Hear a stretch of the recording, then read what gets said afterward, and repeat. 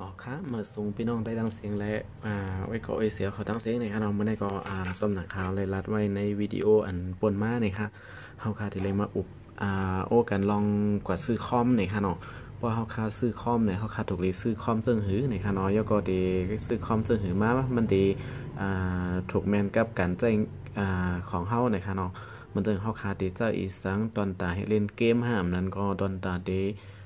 ป้อลิกป้อไลน์ห้ามนั้นก็ตาเดเรียนเฟซบุ๊กเปิดเพลงความตัววิดีโอไว้ห้านะคะเนาะอันนี้ก็จะมีเอากัมปีนอเขาเกียกนะคะเนาะเกี่ยวกับเกียกมันเตเหมือนกันนะคะเนาะเอาค่ะข้อมหมั่งตัวนะคะนะมันเตมีพวกเขาค่ะก็ด้วยเนื้อเสียงเนื้อล่านั่นค่ะนะเขาค่ะมาด้วยนะคะเนาะมันเตมีโลโก้มันปั่นอยู่ดีดีดังนอกจังไหนนะคะเนาะสเปคของมันนะคะเนาะความตั้งแห้งมันนะคะเนาะว่ามันแห้งซึ่งหือนะคะเนาะแห้งเหมาะกับหือนะคะอ๋อค่ะเพราะเป็นบางตัวก็ตีลาดนะคะเนาะตีมีนะคะเนาะมันตีเป็นจึงไหนกล้วยนะคะเนาะแล้วก็ตีมีจึงไหนกล้วยนะคะเนาะอันนี้ก็ด้วยอะไรอยู่ค่ะนะอันนี้ตีเป็น Intel Core i7 นะคะเนาะอันเมื่อไกลนี่ก็อันนี้ก็จะเป็น Core i3 นะคะนะเมื่อในก็เขาแต่มีโน้ตบุ๊กอยู่3ตัวนะคะเนาะมาตั้งให้พี่น้องเขาอะไรด้วยแบ่งกันด้วยนะคะเนาะว่าตัวเนอร์เดลีกว่าเสียตัวเลยนะคะอ๋อครับอันนี้ก็จะเป็นWindows 7นะคะอันนี้ Windows 10นะคะเนาะอันนี้Windows 8นะคะอันนี้ก็จะเป็นWindows 8นี่เหมือนกันนะคะเนาะอันนี้จะเป็นของบริษัท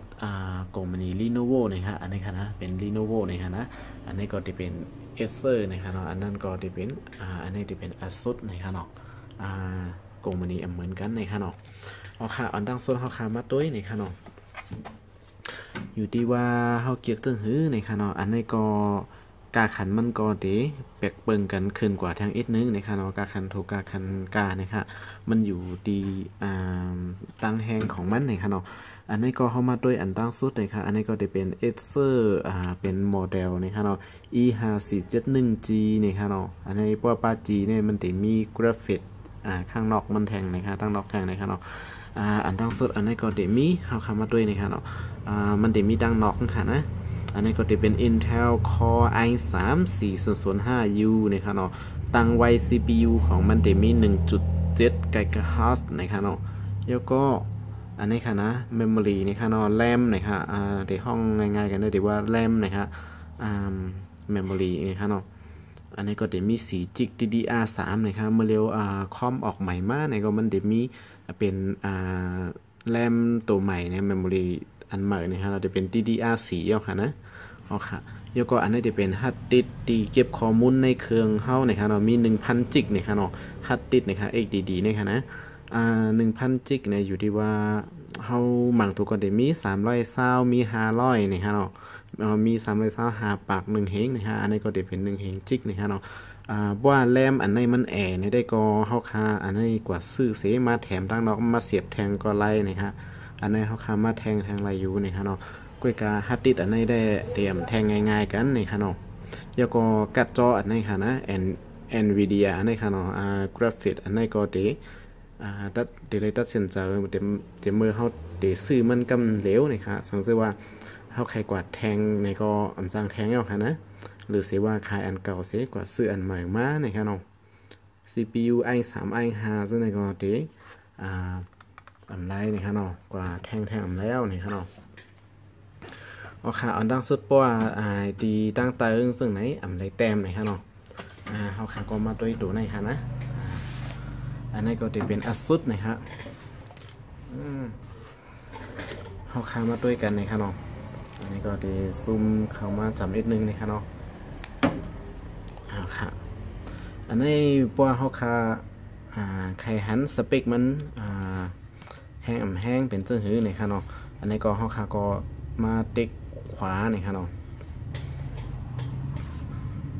พอเขาขาดด้วยคอมค่ะนะเขาขามาดีเทสท็อปนี่ค่ะเนาะแล้วก็เต็กขวาแล้วก็ลงมาดีตั้ง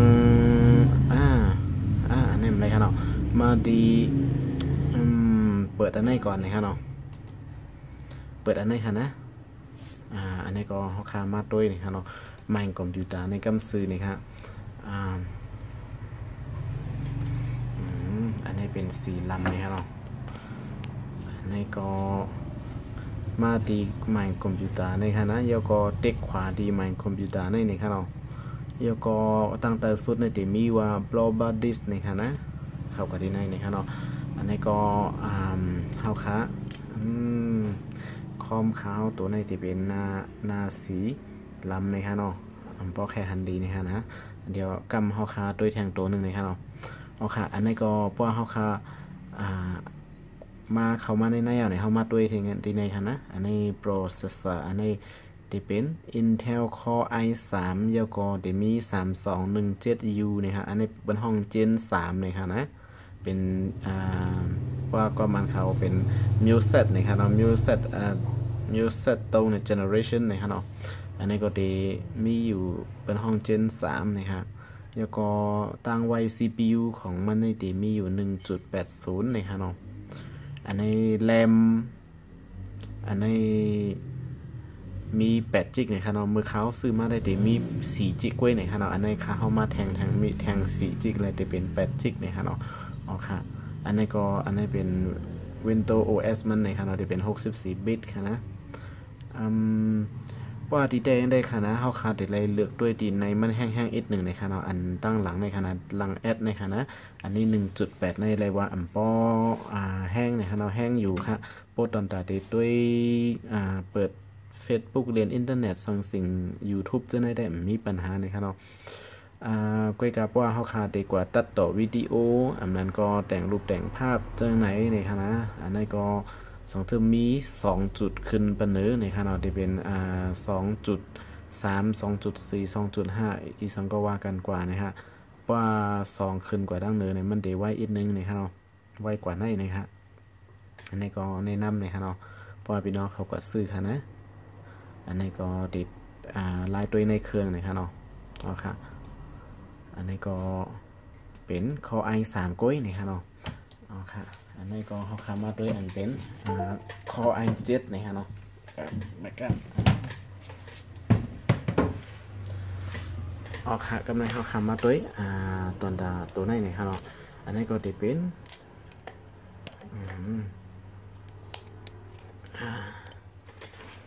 อันนี้ก็จะเป็นIntel Core i7 นะครับเป็นยี่ห้อเป็นกงมณี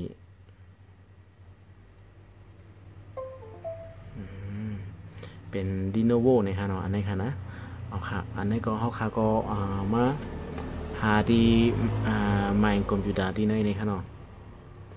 เอาค่ะอันนี้ก็ไมค์คอมพิวเตอร์ที่ไหนค่ะนะเขาค่ะก็เต็กขวานะครับเนาะright click นะครับ right click เข้ามาดี global disk ดีตั้งแต่สุดในนะครับเนาะ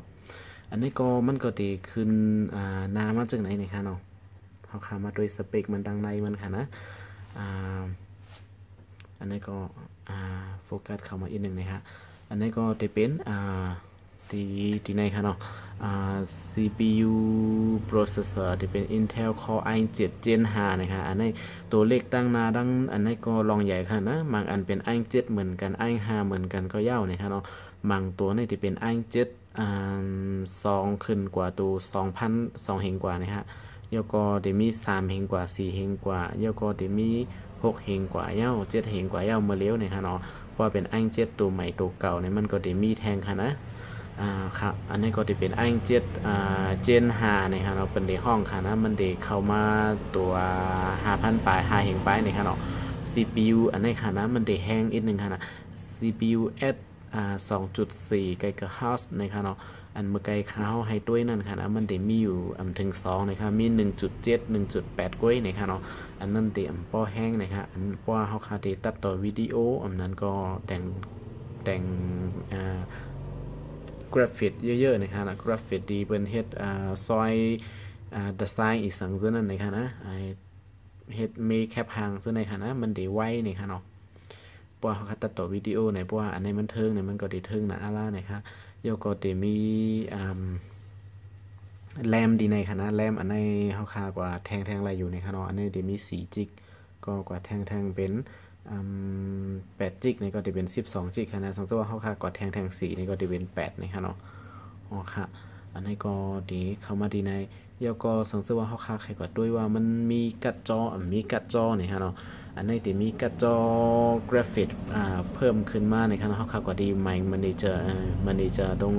ที่ในคณะเขาข่าวในคณะdevice manager ที่ในคณะเขาข่าวก็ด้วยว่าต้องมันมีกระจอในคณะเขาข่าวอันนี้ก็ดีขึ้นมาดีในเขาข่าวมาเด็กเปิดลงดีว่า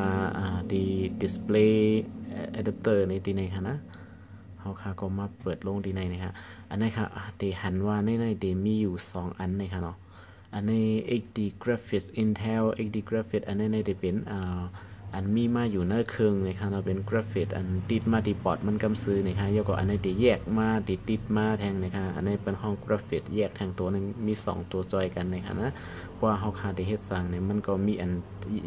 แทงตัวนึงมี2ตัวมีกราฟิก2ตัวในดีกว่าเสอันมีตัวเลี้ยวนะครับเนาะอันเป็นออนบอร์ดมานั่นในตีแอมพอเฮ็ดสั่งไล่นะครับนะอันนี้ก็เลยว่าเป็น AMD นะครับเราเป็นกราฟิกนี่กระจอกราฟิกนี่มันจะมีอยู่2กงมณีเหมือนกันนะครับอันนี้มันจะเป็นกราฟิกของกงมณี AMD นะครับเนาะอันนี้ครับนะมันจะมีกระจอนะครับกราฟิกนะครับกราฟิกการ์ดนะครับเราเป็นในห้องค่ะนะอันนี้ก็จะเป็น AMD XD 8500M นะครับเนาะที่มีอยู่ตัวนี้นี่จะเป็นมีข่าวต้อมแล้วค่ะนะเดี๋ยวเรียกว่าหาด้วยในอินเทอร์เน็ตนะครับเนาะมีเป็นห้อง2 จิกหรือ4 จิกนะครับนะอันนี้4 จิกก็ถ้าสงสัยข่าวต้อมพิษนะครับเนาะอันนี้มันไรแต้มนะฮะเนาะครับ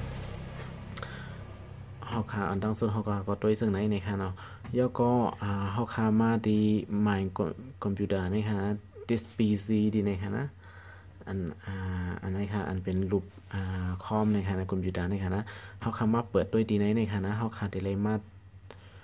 ตัวว่ามันมีที่เก็บข้อมูลในเครื่องมันมีการหื้อในค่ะเนาะเขาคำว่าปองรอกันมดในค่ะเนาะอันนี้ก็จะมีตั้งหมดในจะมี390ในค่ะเนาะอันนี้ก็จะมี390เยอะกว่าอันนี้เป็นปาก50อันนี้390ในค่ะเนาะป้องกันตั้งหมดก็จะมีเหงหนึ่งในค่ะนะสังเกตว่าพี่น้องเขาใครป้องด้วยดีในก็ใครด้วยดีในกำซื้อในก็ไรค่ะเนาะเขาก็เด็กขวาดีดิสปีสีนี่ค่ะนะแล้วก็เขาก็ดีmanage ที่ไหนค่ะเนาะอันนี้ก็จะมีว่าdisk management ดีในค่ะนะอันนี้ก็ตัดด้วย hard disk ในค่ะเนาะเข้ามาดีในค่ะนะอันนี้ค่ะนะมันเดออกมาทั้งหมดทั้งเสียงดีในค่ะเนาะทั้งหมดก็จะมีอันนี้นะคะมี9 ปาก 31นะคะเนาะก็เลยว่าเป็น1 เฮงนะคะ1 เฮงจิกนะคะนะว่าเขาบอกว่าโปรแกรมมันเต็มนะคะเนาะสังเกตว่า500นี่ก็5 ปากจิกนี่ก็มันจะมีอยู่4 ปาก 60 ปลายก้อยนี่ค่ะเนาะอันนี้ก็จะเลยว่า1 เฮงนี่ฮะเขาก็มาด้วยอันนี้เป็นลายด้วยนี่ค่ะเนาะสังเกตว่าพี่น้องโคกว่าอันนี้ก็อย่าลืมกดเต็กด้วยดีในนี่ฮะอ๋อค่ะสังเกตว่ากูลืมในก็เขาเดี๋ยวรับในแทงกำนึงนะคะเนาะสังเกตว่าเด็กก็ซื้อคอมนะคะนะด้วยห่างผังตั้งนอกสั่งสิ่งมันเป็นพอใจเรียบร้อยในเขาค่ะก็อย่าไปลืมนะคะเนาะเข้ากว่าดีอันเวทอันไหนก็อะไรค่ะนะเหมือนกันค่ะนะหมายคอมพิวเตอร์เหมือนกันนะคะเนาะอันนั้นก็ตั้งเหนืออันไหนก็อะไรค่ะนะเพราะว่าเขาขับเปิดมาเนี่ยมันก็ได้ขึ้นมานานในเหมือนกันนะคะเพราะว่าอันนี้ดิสปีสีนี่ขึ้นมาในเขาค่ะก็มันเต็กดีดิสปีสีอันเป็นรูปคอมพิวเตอร์ตั้งเหนือนี่ฮะเขาก็เต็กขวาแล้วก็มาดีปลอบัตดิสตั้งแต่สุดนะฮะอันนี้ก็เขาคำมาด้วยว่ามันเป็นIntel Core i7 i3 หรือ Pentium หลายๆซึ่งในฮะนะแล้วก็มีแรมหลายจิกนะฮะเนาะแล้วก็ฮาร์ดดิสก์มันมีการหือซึ่งในแล้วก็ตั้งไว้ CPU มันดีในมีหมอกกาหือนะฮะเขาขาดที่เลยด้วยตั้งไว้ดีในฮะนะมี 2.4 อันนั้นก็กาหือนะฮะอ๋อค่ะอันดังสุดก่อนแต่มีจังไหนนี่ค่ะเนาะเขาขายกว่าด้วยนี่ค่ะอันนี้ก็เป็น Lenovo นะครับแล้วก็มาแทงตัวหนึ่งนะครับเนาะอันนี้ก็จะเป็นAcer นะครับอ๋อค่ะอันนี้ก็จะเหมือนกันนะฮะเขาขายก็กว่าที่หมายคอมพิวเตอร์ตั้งเหนือในนะครับเนาะแล้วก็ เด็กขวานี่ค่ะนะเด็กขวาแล้วก็มาด้วยนะคะมาด้วยดีในนะคะมันก็ดีขึ้นมาให้เฮาคาไหลหันตั้งสิ่งทั้งหมดนะคะเนาะอันนี้ก็ได้เป็นIntel Core i3 นะคะนะ i3 400ในขณะที่เป็นรุ่น4เฮงกว่านะคะเนาะ4เฮงขึ้นบนเนื้อนะคะมันก็ได้เป็น5เฮงขึ้นบนเนื้อนะคะกาขันมันเดกว่ากันดีในค่ะนะสังเกตว่าอันออกปีกายในก็ได้เป็น4โซนในก็สังเกตว่าอันออกปีในได้เป็น5ขึ้นกว่า5เฮงกว่าแล้วในค่ะนะแล้วก็พวกปีหน้าปีลื่นมาก็ได้เป็น6เฮง7เฮงขึ้นกว่าในi3เหมือนกันในก็เดมีตัวเก่าตัวใหม่นะคะกาขันมันนะคะนะแล้วก็เพื่อพี่น้องเขาก็ซื้อในอย่าไปลืมตัวปีที่เป็นเฮ็ดออกมาดังในมันว่าเปิ้นใจกว่าหลายปีเย้านะคะเนาะอันนี้ค่ะนะมีแนวตัวดังในซะหน่อยค่ะนะว่าพี่น้องเขาก็ซื้อคอมหน่อยค่ะนะอย่าไปลืมตัวดีนะคะเนาะอันในตัวในที่เป็นตัวที่ออกเมื่อวันที่18เดือน9 2014นะคะเนาะ2014มื้อเร็ว2017ในเลยว่าอันในเดือน9นะครับเนาะ2015เดือน9ปี1 2016เดือน9 2ปีเนี่ยเลย2ปีปลายเอาในค่ะเนาะ2ปีครึ่งจะแนวค่ะนะอันในออกมาค่ะเนาะคอมอันในค่ะนะว่าเป็นปีอันออก2017ในก็กาขันมันก็ได้สูงอีกนึงนะคะสังเกตว่าอันในก็เฮาขาดได้ไล่ล่ามหัวเครื่องอันในเปิ้นออกมากาหือปีเป้ามันถึงกาหือเปิ้นใจมากาหือนะเฮาขาดได้ไล่ฮู้นะคะอันในก็ได้ออกมามอก2ปีปลายเอาในค่ะเนาะเอาครับสังเกตว่าเฮาคาหู้ในเฮาคาเดล่ามถูกนะครับว่าเปิ้นใจมาหลายปีนี่ฮะอย่าไปลืมตัวดังหลังวันนี่ครับเนาะครับอันนี้ก็ลายตัวมีจังไหนกุ้ยหนึ่งเก่าในค่ะเนาะสังเกตว่าพี่น้องเขาใครฮู้กว่าในก็ใครจำด้วยนำกว่าในก็พี่น้องเขากว่าจะโปรแกรมอันนี้นี่ค่ะเนาะเดี๋ยวมี CPU ID นะครับ CPU Z นะครับกว่าหาเอาทั้งอินเทอร์เน็ตเสโหลดใส่โหลดใส่ USB กว่าไรนะครับเพราะว่าพี่น้องเขาโหลดใส่มาแน่ๆเขาค่ะกว่าเสียบคอมเสียบใส่คอมเดียวเขาค่ะใครเจอด้วยนั่นนะครับนะแล้วก็เขากว่าติดตั้งนะครับเนาะเพราะว่าติดตั้งเอาเนี่ยก็มันเด็กขึ้นมามีที่หน้าจอนะครับมีอันไหนนะครับเขาค่ะก็มาเปิดด้วยนะครับเนาะอันนี้ก็เป็นโปรแกรม7com อันนึงนะครับ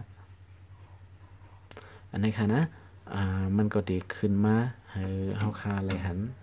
มันหมดนะคะเนาะอันนี้ค่ะอันนี้ก็ CPU เนี่ยมันก็ดีลาดดีบอกตั้งเสียงว่าเป็น Core อีกสังนะคะเนาะมันก็ดีบอกว่า Intel Core i3 นะคะเนาะแล้วก็จะมีเคสว่าmainboard นะครับเนาะ mainboard version อีกสังนะครับเนาะโมเดลอีกสังในก็เคสเนี่ยแล้วก็จะมีอันนี้ memory นะครับ memory อันนี้ DDR3 ในข้าวใส่ข้าวของข้าวเนี่ยจะมี8จิกนะครับนะมันจะมี8เฮงปลายนะครับเมกะไบต์นะครับสังเกตว่ามี4จิกเนี่ยก็จะเป็น4เฮงปลายนะครับเนาะ